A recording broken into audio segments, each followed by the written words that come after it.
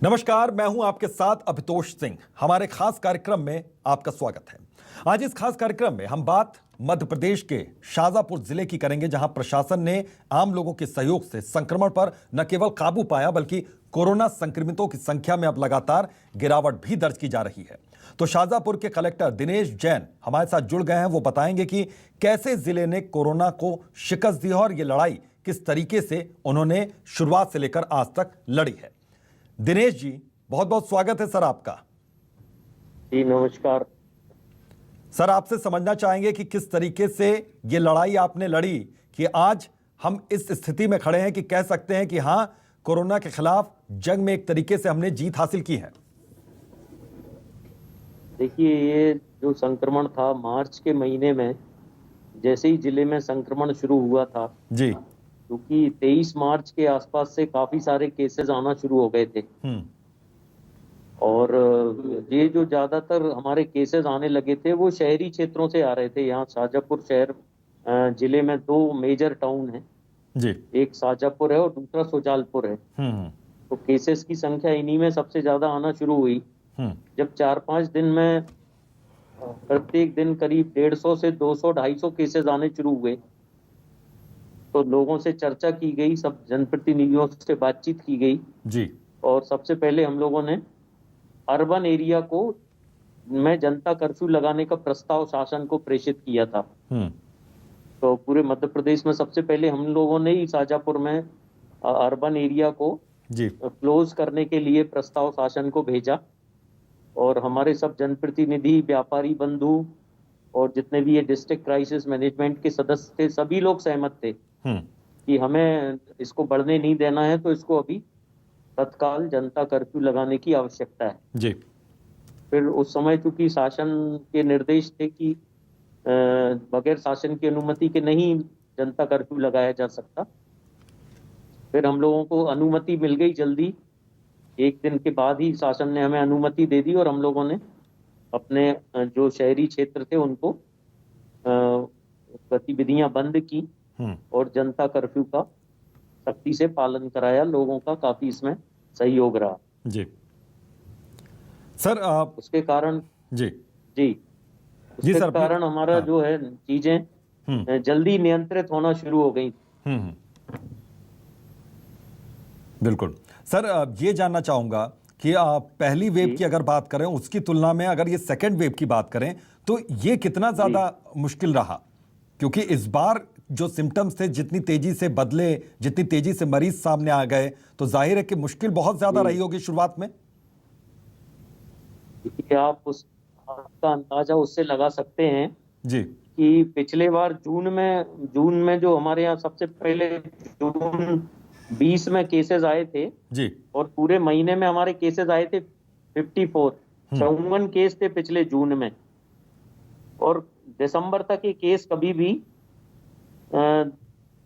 200-300 से ज्यादा नहीं हुए थे। अक्टूबर 20 में हमारे सबसे ज्यादा केस थे जी 469, तब 470 केस थे हमारे अक्टूबर 20 में जी और अप्रैल 21 में ये केस थे 2942, तब 3000 के लगभग केस थे। अब आप सोच सकते हैं उसकी भीषणता क्या रही होगी। बिल्कुल कि अक्टूबर 20 में जो हमारे हाईएस्ट केस थे पहले वेव में वो 469 हुए थे टोटल पूरे महीने में और मात्र अप्रैल 21 में ही 2942 केस हमारे यहाँ आ चुके थे। जी। तो संक्रमण का प्रसार इतना तेजी से था और तब एक स्थिति ये आ गई थी कि जब टेस्ट करने में 50% तक हमारी पॉजिटिविटी चली गई थी कि हर 2 व्यक्तियों का टेस्ट करने में एक व्यक्ति पॉजिटिव आने लगा था। बिल्कुल। और लोगों में काफी दहशत थी, लोगों में। अच्छा, इस बार तो संक्रमण था वो इतना भीषण था कि जो तीव्रता कि 5-7 दिन में ही, 4-5 दिन में ही लोग जो है उनको ऑक्सीजन की जरूरत पड़ने लगी, अस्पताल में एडमिट होने की जरूरत पड़ने लगी। जबकि फर्स्ट वेव में ऐसा कुछ भी नहीं था। फर्स्ट वेव में अस्पताल में एडमिशन बहुत कम था। जी बिल्कुल। सर, एक चीज और आपसे समझना चाहेंगे कि लॉकडाउन से कितना फायदा यहां पर पहुंचा, क्योंकि जो लड़ाई आप लोग लड़ रहे थे बड़ी मुश्किल लड़ाई वो रही। क्या था कि लॉकडाउन से एकदम जैसे ही लॉकडाउन, हम लोग चूंकि पिछले बार भी ये सब देख चुके थे कि अगर लोगों की मोबिलिटी कम होती है, लोगों का एक जगह से दूसरी जगह जाना कम होता है, हम्म। भीड़ के आयोजन बंद होते हैं, तो संक्रमण आवश्यक रूप से रुकता है। लेकिन जैसे लॉकडाउन हम आज करते हैं, तो हम्म। उसका असर कम से कम 8-10 दिन बाद मिलता है, जी। एकदम त्वरित उसका वो नहीं मिलता है। तो जैसे ही हम लोगों ने अप्रैल फर्स्ट वीक में लॉकडाउन किया था, हम्म। तो करीब 15 अप्रैल के आसपास से हमारे केसेस में कमी आनी शुरू हो गई। हम्म। बिल्कुल। सर, ये भी आपसे उसका जानना चाहूंगा जी कि जब शुरुआत यहाँ पर हुई तो बहुत सी जगहों से इस तरह की खबरें आई कि ऑक्सीजन की कमी है, रेमडेसिविर इंजेक्शन्स नहीं मिल पा रहा है। क्या शाजापुर में भी इस तरह के हालात बने थे? क्या शुरुआत में ऑक्सीजन के लिए वहां भी परेशानी आई? देखिए, चूंकि फर्स्ट वेव में ऑक्सीजन की उतनी जरूरत नहीं पड़ी थी, हम्म। और सेकंड वेव में ऑक्सीजन सपोर्टेड जो हमारे पेशेंट्स थे वो बढ़ने लगे थे। जी। तो फर्स्ट वेव के बाद एक तो हम लोगों ने ये तैयारी कर ली थी कि हमारे हॉस्पिटल्स में हम लोगों ने नंबर ऑफ बेड्स की संख्या बढ़ा ली थी। यहाँ पे जो ट्रॉमा सेंटर है डिस्ट्रिक्ट हॉस्पिटल में, हम्म। उसके हम लोगों ने एक एक पोर्शन को सुधार के उसको ठीक करके कम से कम नंबर ऑफ बेड्स बढ़ा लिए थे, हम्म। तो वो हमारे काम आए। दूसरा, जो ऑक्सीजन सिलेंडर्स वगैरह की संख्या थी, वो हम्म। भी हम लोगों ने समय रहते उनको बढ़ा लिया था। समय रहते ऑक्सीजन सिलेंडर्स हमारे थोड़ी संख्या बढ़ गई थी। जी। हालांकि कम तो तब भी पड़ रहे थे, हाँ। लेकिन कुछ सिलेंडर्स हमारे जनता के सहयोग से भी लोगों ने भी प्रदाय किए। हम्म। जो यहाँ के समाज सेवी लोग थे, उन्होंने भी सिलेंडर्स इकट्ठे किए, जनता का सहयोग मिला। हम्म। जो हमारे माननीय मंत्री जी हैं सुजालपुर में, जी। उन्होंने माननीय इंदर सिंह जी परमार साहब, उन्होंने एक बहुत अच्छा कोविड केयर सेंटर वहां पे सुजालपुर में 150 बिस्तर वाला शुरू किया, हम्म। एक कॉलेज की बिल्डिंग में। जी। और सिलेंडर्स की व्यवस्था वहां सुजालपुर में भी हम लोग ने जनता के सहयोग से और बाकी लोगों के सहयोग से की। हम्म। तो यहाँ क्राइसिस का टाइम तो था, लेकिन एकदम कमी नहीं होने थी। हम्म। बिल्कुल कमी और नहीं हुई। जी जी। जी, रेमडेसिविर इंजेक्शन के बारे में हम लोग बड़े थोड़े से लकी इस तरह रहे जी। कि हम लोगों ने पहले ही जो कंपनी थी उससे बातचीत की हुई थी। इसमें हमारे माननीय सांसद महोदय, माननीय श्री महेंद्र सिंह सोलंकी साहब, जो देवास संसदीय क्षेत्र के सांसद महोदय हैं, जी। उन्होंने कंपनी से टाई अप करवा के और अपने मद से हमको 400 रेमडेसिविर इंजेक्शन प्रदाय करवा दिए थे। हम्म। हम लोगों ने फॉलो अप किया, और हमें जब दूसरे जिलों में रेमडेसिविर की कमी थी, हमारे यहाँ हमारे पास 400 इंजेक्शन थे, और हमारे जितने भी सरकारी हॉस्पिटल्स में पेशेंट्स थे, जी। उनको हम लोगों ने निःशुल्क प्रदाय करके और उनको लगवाया, और प्राइवेट हॉस्पिटल्स को भी एक हम्म। प्रॉपर सप्लाई करवाई। बिल्कुल। सर, अब ये कहा जा रहा है कि हो सकता है, इस तरह की आशंका है कि तीसरी लहर भी आए। उसको लेकर प्रशासन किस तरीके से तैयार है? वहां पर क्या तैयारियां हैं सर उसके लिए? एक तो इस अवधि में हम लोगों ने, हमारे जो जनप्रतिनिधि गण हैं, सभी जो माननीय विधायक गण हैं हम्म। और माननीय मंत्री जी, सभी ने अपनी अपनी निधि से हम लोगों को ऑक्सीजन कंसंट्रेटर खरीदने के लिए, ऑक्सीजन सिलेंडर खरीदने के लिए, गैस की सप्लाई लाइन डालने के लिए हम्म। पैसा दिया हुआ है। और राज्य सरकार ने जो राहत मद में पैसा दिया था, जी। उससे हम लोगों ने प्लानिंग करके और करीब जो है ऑक्सीजन की सप्लाई लाइन डिस्ट्रिक्ट हॉस्पिटल में, हम्म। सुजालपुर के हॉस्पिटल में, जी। और जो हमारे सामुदायिक स्वास्थ्य केंद्र हैं, हम्म। खासकर काला पीपल है, अपोदिया है, सुंदरसी, हम्म। इन जगहों में भी हम लोगों ने ऑक्सीजन सप्लाई लाइन हमारी डलना चालू हो गई है। और शाजापुर और सुजालपुर हॉस्पिटल में ये सप्लाई लाइन मतलब पूरी हो भी गई है। जी। एक तो हम लोगों ने ऑक्सीजन सप्लाई लाइन जो बड़े बड़े हमारे मेजर सेंटर थे वहां कर लिए। हमारे पास 3 ऑक्सीजन प्लांट हमारे स्वीकृत हो गए हैं, हम्म। उसकी तैयारी है। और जी। जैसा कि आशंका है कि अगर बच्चों में ये बीमारी फैलती है, तो बच्चों का वार्ड तैयार किया जा रहा है। जी। प्राइवेट हॉस्पिटल से भी टाई अप करके हम लोगों ने उनकी बेड कैपेसिटी बढ़ाई है कि हम्म। प्राइवेट हॉस्पिटल्स में ये भी सहयोग पूरा लिया जाएगा। जी। जी। उनके बिल्कुल। पास ऑक्सीजन के सिलेंडर्स वगैरह, इन सब के लिए भी उनसे मतलब रिक्वेस्ट की गई है, और वो भी अपनी कैपेसिटी बढ़ा रहे हैं। हम्म। तो एक बिल्कुल। तो कैपेसिटी बिल्डिंग हम लोगों ने कर लिया है। हम्म।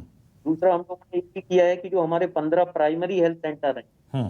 तो वहां भी कम से कम 5-5 बिस्तर के ऑक्सीजन सपोर्टेड बेड अवेलेबल रहेंगे, हम्म। ताकि मरीजों को सबको डिस्ट्रिक्ट हॉस्पिटल ना लाना पड़े, और हम लोग ग्रामीण स्तर पे भी उनका इलाज कर।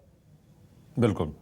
सर, ग्रामीण, चूंकि आपने क्षेत्र की बात की और ग्रामीण स्तर की बात की, तो जब तीसरी लहर की शुरुआत हुई तो शहरों में अलग तरीके के सिम्टम्स थे, अलग तरीके के हालात थे, लेकिन ग्रामीण क्षेत्रों में कुछ अलग तरीके के हालात होते हैं, तो उससे कैसे पार पाया गया? कितनी बड़ी चुनौती थी ग्रामीण क्षेत्र के लोगों को वहां पर जागरूक करने की? ये बिल्कुल आपका कहना सही है कि क्योंकि शहरी क्षेत्रों में लोगों को जानकारी हो जाती है, और डिस्ट्रिक्ट हॉस्पिटल, सिविल हॉस्पिटल होने से वो लोग सीधे अस्पताल आ जाते हैं।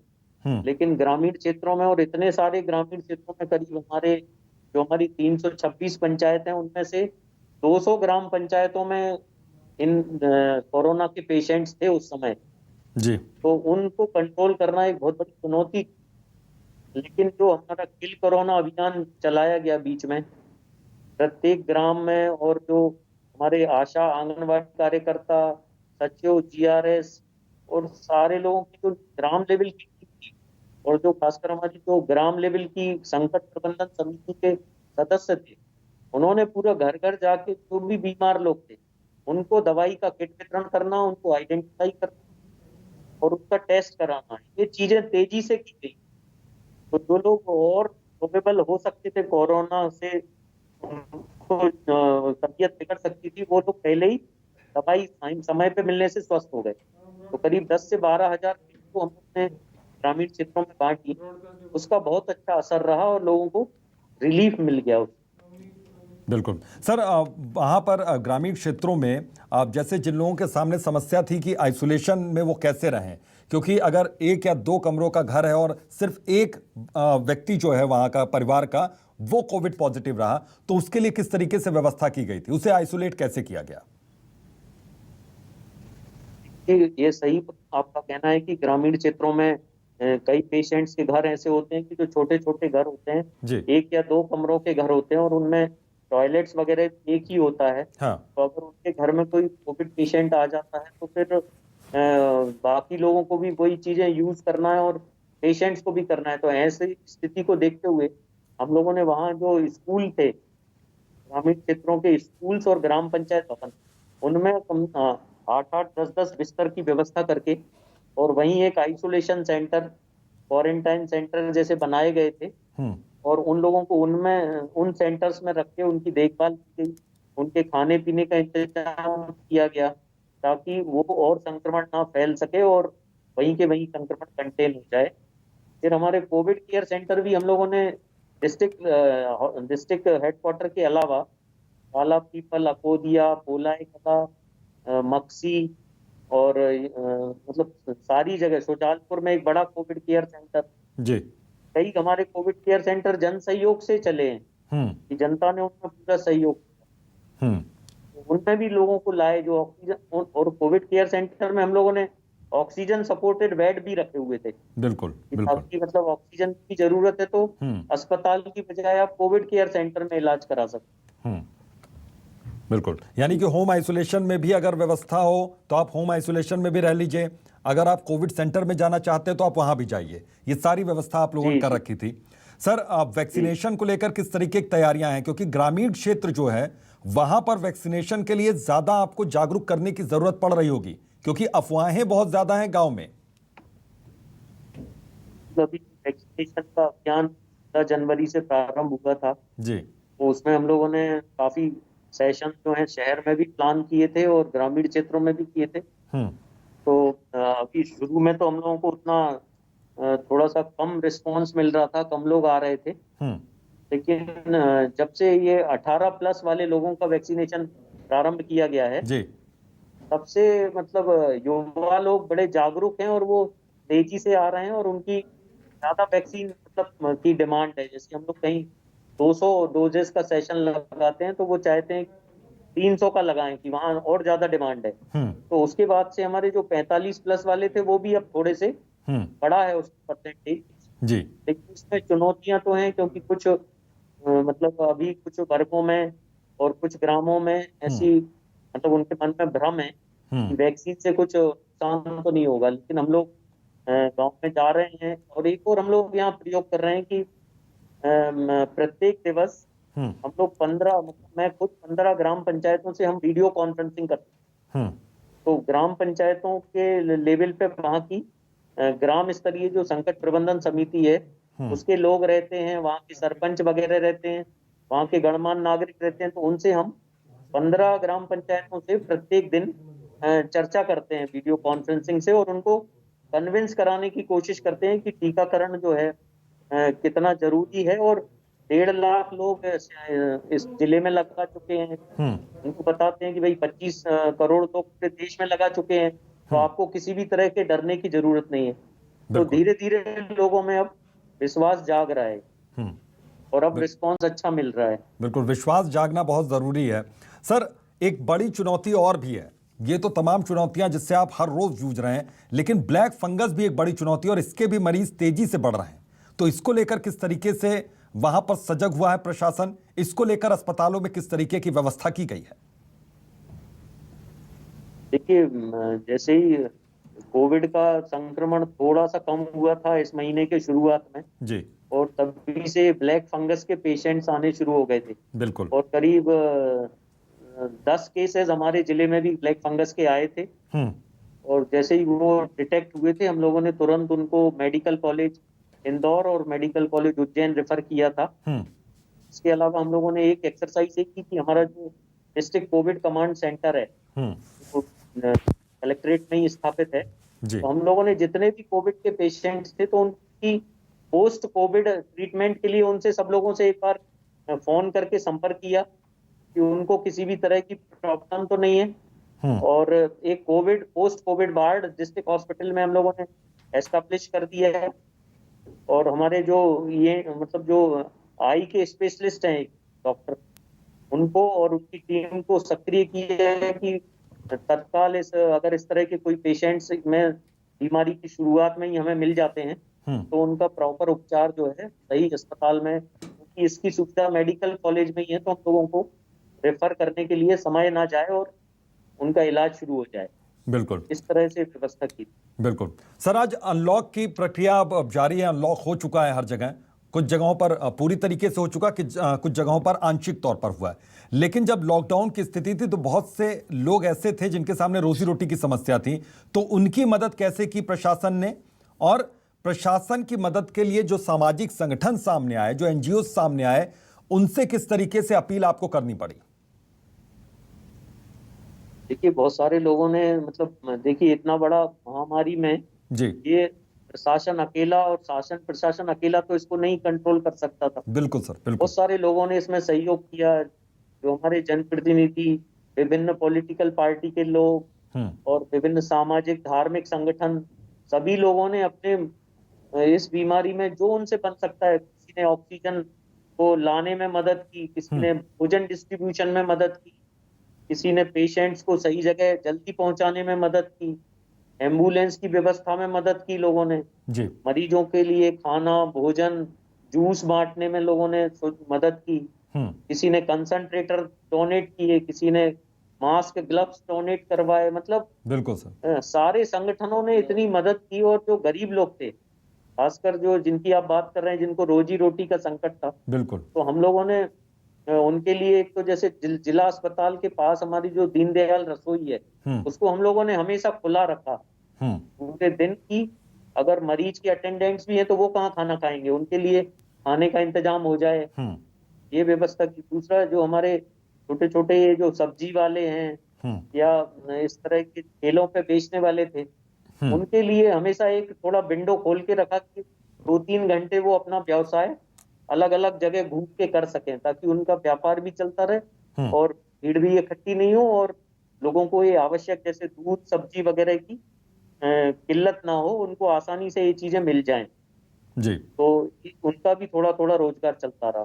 बिल्कुल सर, इस बार दूसरी लहर की अगर बात करें तो दिन रात आप लोगों ने काम किया, 24-24 घंटे।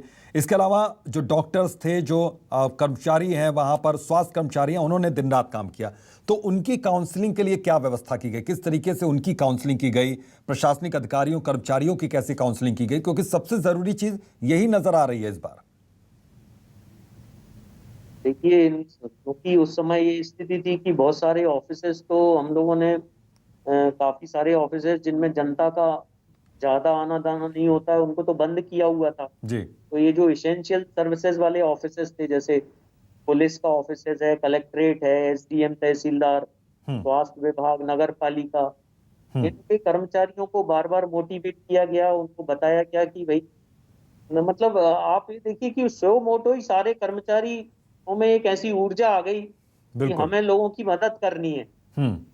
तब लोग उनको मोटिवेट मतलब सेल्फ मोटिवेटेड हो गए लोग, हम्म। क्योंकि किसी से कहना नहीं सामने पड़ा। इतने परेशान लोग थे बिल्कुल सर।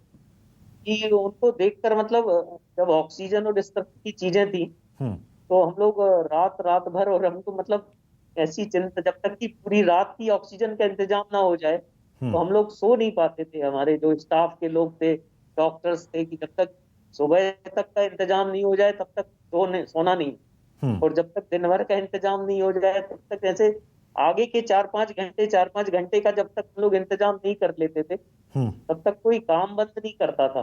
जी। ये काम करना ही है, अब ये हमारी ड्यूटी है कि ये हो जाए। और बिल्कुल। किसी की जान बचे, मतलब ये इतना बड़ा अभियान था कि मतलब हम लोग फॉर्चुनेट थे कि ऐसे महामारी के टाइम में हम लोग किसी की जान बचाने का काम हमको सौंपा तो हम लोग उसको करने के लिए मतलब हमें करना ही था वो। मतलब बिल्कुल। वो कोई ऑप्शन नहीं था, मतलब ये शो मोटो मतलब कोई हमसे समझ लीजिए करा रहा होगा। बिल्कुल। काफी हम लोग इतने मतलब शक्ति हमको मिल गई हम्म। कि हर तरफ ऐसी निराशा में भी हमारे कर्मचारी सभी विभागों के हम्म। लगे रहे और मतलब हम लोग इसमें कर पाए। तब इस समय आप सब लोगों का, हमारे पत्रकार बंधुओं से लेके चिकित्सक बंधुओं से लेकर सभी लोगों ने मतलब जो उनसे बेस्ट बन पड़ता था बिल्कुल। वो किया। बिल्कुल।